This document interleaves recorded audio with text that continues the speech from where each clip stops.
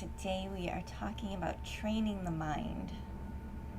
And after many, many, many years of practice, I've found the best way to train the mind is actually through fun and positivity. We are conditioned to respond to, or we think that we respond well to negative reinforcement. But we really don't as humans. We don't. If somebody yells at us, then what do? We shut down. Or we act out. But what we're not going to do is the thing that they want us to do. We will, or if we do, we'll do it in such a way that we're feeling sneaky, and we'll see if we can get away with something. We won't, in other words, put forth our absolute best. We won't put our heart into it because we got yelled at. So we're like, I'm not giving my time and energy to that. And our mind is no different when we yell at ourselves, when we have that internal self-talk that tells us that, oh, you screwed up, you're no good. Then the other part of our mind that you're yelling at, because we have this weird duality going on in our heads, it has the same reaction. It says, oh, well, you think I'm not good enough. You think I'm just going to screw it up anyway, so you know what? I am going to screw it up. I'm not going to put my heart into it. Why should I? You're just going to yell at me anyways. So if we can remember this, we can start to cultivate a sense of fun and positivity and use that to start to reinforce the behaviors and the thought patterns that are beneficial to us. And it's tricky because, like I said, we have this very strange negative training, this conditioning that we've all received in this society. As far as I know, I have yet to meet somebody that has just been raised successfully with just positivity. Because yes, there is sometimes needs to be a firm boundary. It doesn't mean that you just get all fluffy and you're just like, oh yeah, whatever. Because that doesn't work either, right? If we're like, okay, I'm only going to do things that are fun. I'm only going to move, I'm never going to stretch myself because that's going to put strain on me and it won't be fun. That's not what I'm talking about. I'm talking about finding the beauty, finding the gratitude, finding the fun in everything that we have to do. So that's challenging because sometimes we have to do something that maybe is unpleasant. Maybe it's your turn to take out the garbage and you've been putting it off because maybe your roommate yelled at you to take out the garbage, so then you got all stubborn and said, I'm not going to do it. Maybe you yelled at yourself about taking out the garbage. So, and you're like, no, I'm not going to do it. I don't need to do that. And now it's gotten to the point where it's bad. It stinks. It's gross. You would really rather just hire somebody else to do it, but that's kind of ridiculous if it's just a bag of trash in your kitchen. So instead, if you just adjust your mind and say, okay, I have this unpleasant task that needs to be done. So how can I approach this with either a sense of fun or a sense of positivity? And positivity, I mean pulling forth that sense of beauty or gratitude. So before you go attack the trash in this like really negative, heavy, angry mind state, when you're just like, oh, I'm so lazy, I can't believe I let it get this bad. It's like, I'm so mad at myself, and you're just beating yourself up as you're like picking up all the trash. And And then now what have you done? You've thrown up all over the place with your energy. So now you've left all this residue behind. So instead, stop yourself for a moment. And this is where we kind of enter into that witness consciousness, where we just look at ourselves. And this can be alarming if you're not accustomed to training your mind. And this is how we begin mindfulness practice, is just by watching, just by looking. So we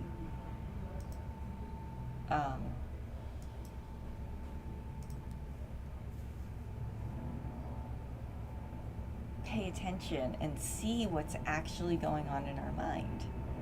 And like I said, if you've never done that before, it can be scary, just so you know, because most people are completely unaware of what's happening in their own minds. And so the first time that you actually do this, it can feel a little overwhelming, like, whoa, all these thoughts, they're just bouncing around in my head, it's too much. And so it's like, take some breaths, allow yourself the space to recognize that, oh yes, my mind is completely packed full of all this stuff that's happening. And then you're going to start to hone it down to be like, okay, the trash really stinks. I really need to take it out. So now we know what needs to be done in this moment. There might be, 50,000 other things that start popping up in your head of, oh, well, I need to return that phone call, I need to write that email, I need to finish this paper, I need to plan for my trip, I need to pack, I need to do, get some groceries, I need to do all these other things. And then you have the emotional content of, oh, I said that thing to this person, what do they think of me now? And, oh, I really like them, but maybe they don't like me. And all of that level. And then on top of that, wait, there's more. Unless you live in a very isolated situation, there's going to be all the impressions of all your neighbors, of everyone that you're close to emotionally, will all be also zipping through your head. And those can be the most confusing because they're so random. It's like all of a sudden you're thinking about, oh, I want a cheeseburger. And you're like, wait, I don't eat cheeseburgers. Or, oh, I really think I should, go to Florida. And then you're like, wait, I have no interest in going to Florida. And it's because you're picking up on these random thoughts. That's why when you go grocery shopping, you need to be very focused. Or else you wind up buying things that you don't need. Because you feel the energy from the other people that are there. Lists are your friends. But let's get back to the stinky trash that needs to go out. So this exercise is to help you hone down and figure out what it is that actually needs to be done right now. And if you can just sit and observe all the stuff that's happening in your head without being pushed or pulled. So resist that. Well, I don't even want to say resist because that just forms another layer of resistance. So practice just accepting. Just say, wow, there's a lot going on in my head. And that's okay. So you're not pulling in anything and you're not trying to push out anything. We're just being present with everything that's happening without judgment. That's where it can get tricky in the witness. The witness really likes to judge. It's like there's this layers. People think they're sitting in just pure witness consciousness, but really they're sitting in the one just before that, which is the judge. Who's saying, this is good, this is bad, yes, I can have that, no, I can't have that. So we want to move past that and just into this witnessing, place of witnessing. And when we're present there, something will have a stronger pull, and it will be in our control. And that's how you know, okay, this is what needs my attention right now. Sometimes it's surprising. For me, a lot, it's because I need to rest. Because I just go and go and go, and it's like some part of my body will start screaming, and I have to stop and be like, oh, okay, we need to take a break and just chill. But in our example, our imaginary example, it's the stinky trash, because you keep smelling it, it keeps coming to the forefront of your consciousness, and you try to ignore it and do other things, but then it keeps hitting you in the face. So it's like, okay, I need to take care of the trash. I don't want to take care of the trash. It's going to be gross. It's going to be yucky. So again, you stop and you notice that emotional reaction that's coming up, that resistance that's coming up, the logic behind it of, yes, it probably is going to be gross, especially if it's been there a long time. And then just take this moment before you actually go and try to do anything and ask yourself, well, how can I bring either fun or positivity to this task? How can I move my mind? And I say, okay, well, once it's done, I won't have that smell anymore, so there's some benefit. By doing it, I'm going to get to move my body. Maybe I've been sitting at my computer a really long time, and this task of taking out the trash and cleaning up the garbage is going to force me to move around some. So there's a benefit there. And then, okay, so now I've got my gratitude. I can see that there'll be some beauty once I clean it all up. And how can I make it fun? Maybe I can add some music, and that will get me moving, and maybe I'll add some dance moves as I'm cleaning up the trash. And so we can kind of take whatever it is that we need to do and wrap it in a creative way.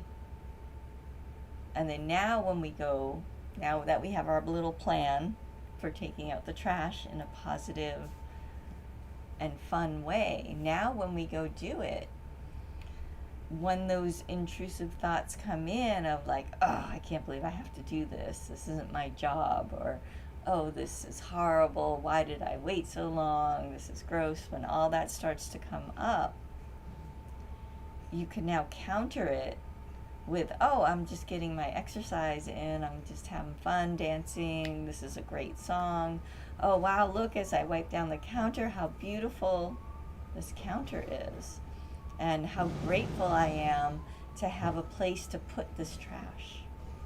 It doesn't have to stay here. And just think about how incredibly awesome that is. And all of the things that have to do with disposing of trash that you normally take for granted. Because how often do you really think about like how blessed we are, how privileged we are, that we can literally put our trash and our garbage in a bag and go drop it in a bin, and then it just magically goes away. And it just gets taken care of. And maybe, you know, like I do, you have to write a check or pay a bill every month to have somebody come and take it away. But still, what an awesome service. You know, when I grew up, we'd have to actually take it to the dump. You know, so we'd need a pickup truck. You'd have to put the barrel on the back of the truck and take it to the dump and then empty it out in the correct place and then take it back home. So this concept of, you know, the city life of being able to just put it in a bin and then it's done, it's like, to me, that's awesome. So that's just one little example of how you can start to train your mind with fun and positivity. And as I said, it's challenging. This is not the way that most of us have been raised. Most of us have been conditioned to think that we have to yell at ourselves, to think that we have to have some kind of negative reinforcement, that we have to use fear of punishment to get anything done. It's like, oh, if you don't go to work, then you're not going to have a place to live. So there's that fear of, that's why I have to go to work. That's a really hard way to live. That's very, very heavy. If every day you're going to work with that fear of like, oh, if I don't get my paycheck, then I'm going to starve to death, or I'm not going to be able to pay my rent and I'm going to be homeless. Instead, recognize that money that you're exchanging your time and energy for does more than just rent, than just food. It creates freedom. And some people are out there and they are living paycheck to paycheck, and it's a struggle. And it's really, really hard to break out of that mental cycle. But it's worth it if you can start to train your mind through this practice of beauty, of gratitude, of fun, because then it allows you to see opportunities that weren't available to you if you're just living in a state of utter fear.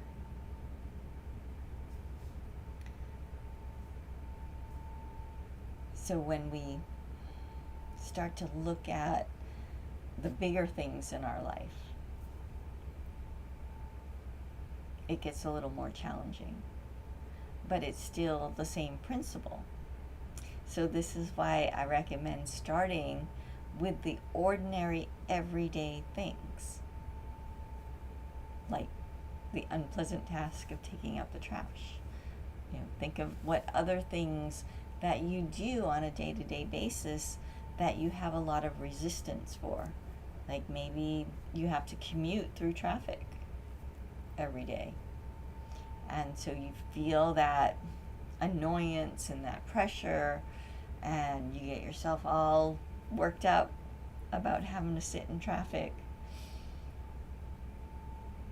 Instead, focus on the beauty of your vehicle. Whether you're taking a train or you're driving your own car, marvel at that ingenuity that allows for that transportation. And it turns your commute into an adventure, into a quest. And if you're on a train, maybe you can either use that time to read a great book, and then you can have all sorts of adventures that way. You can read my new book. I have a new book. Or you might even, this is very revolutionary, but actually talk to people. Actually meet people and form relationships. I know that's really hard on commute. I know I used to live in New York, and I took the train back and forth to the city, and most people don't want to talk. But every once in a blue moon, I'd actually meet somebody on the train. We'd have a really nice conversation. Didn't happen very often, but it's possible.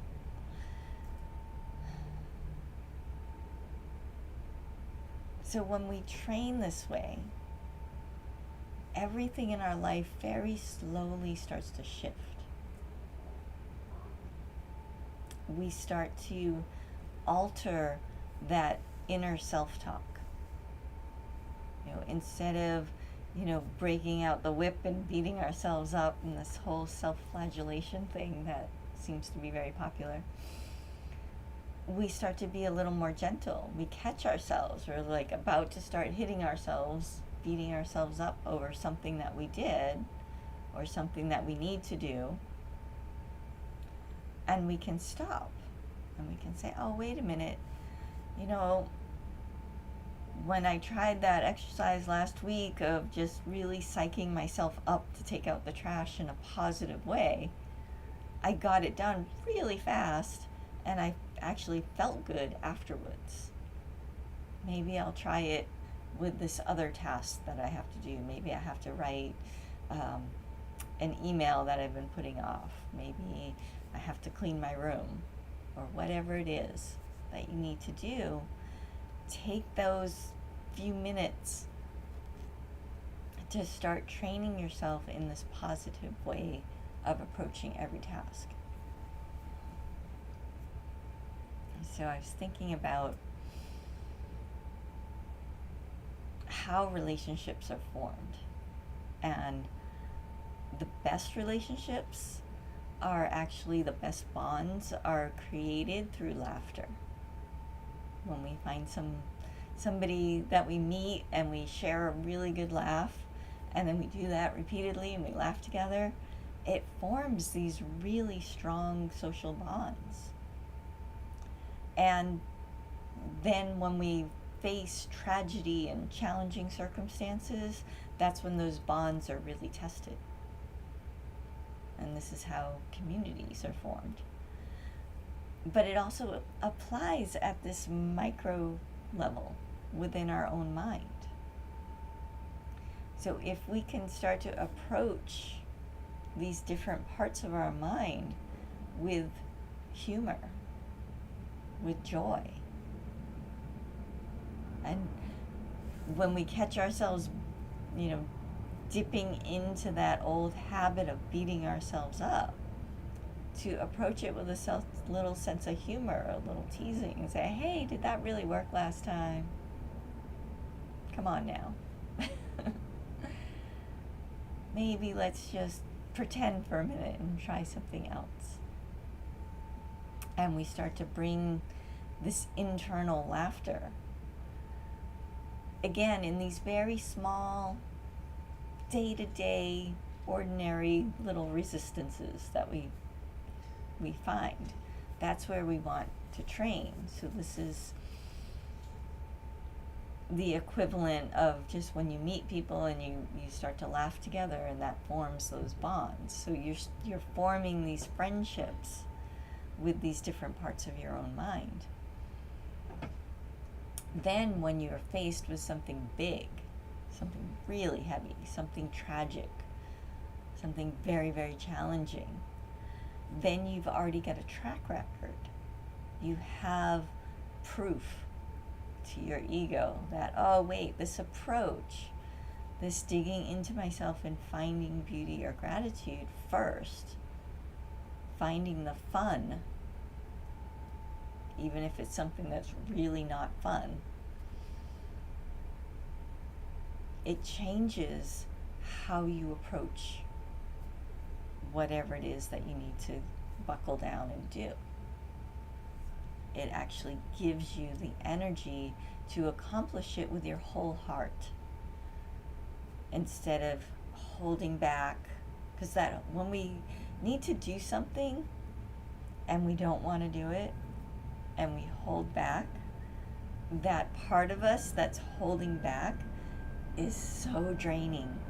It takes a tremendous amount of energy to do that.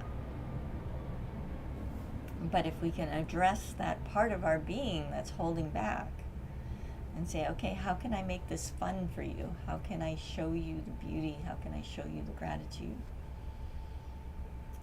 Then it brings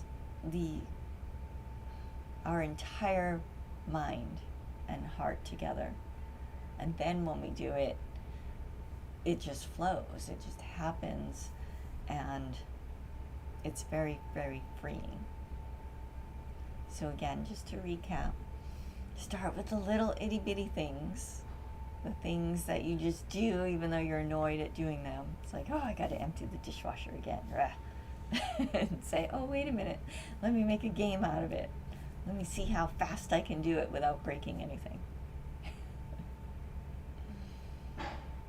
And then notice. Now this is the important part too, is notice the after effects. So you change to this fun and positive mind training, and then notice how it affects you the rest of the day, how you feel after you did this task that you were dreading doing. Just take that moment to check in and say, oh, I actually feel pretty good. I feel like I have the energy to go do these other things that I really wanted to do. And now I feel like I can do them much more freely because I don't have this weight of knowing that I need to do this other thing. So now I can put my full heart and mind into this other activity that I was really excited to do. So try that, play with it. Let me know